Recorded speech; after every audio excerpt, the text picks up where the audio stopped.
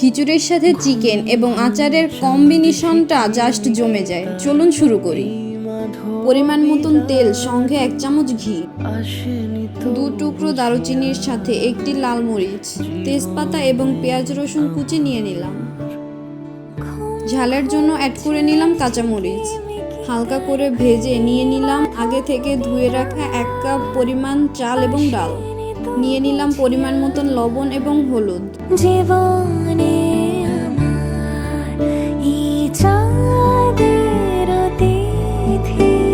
ভালোভাবে ভেজে নিয়ে দিয়ে দিলাম উষ্ণ গরম পানি। এখন হালকা আঁচে রেস্টে রেখে দিলাম। চাল আর ডাল 80% কুক হয়ে গিয়েছে।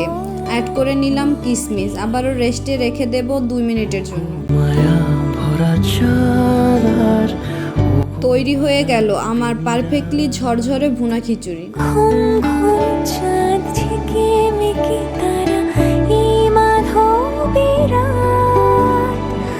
আপনারাও চাইলে এভাবে বাসায় ট্রাই করতে পারেন ঠান্ডা ঠান্ডা ওয়েদারে। টাটা সকলকে।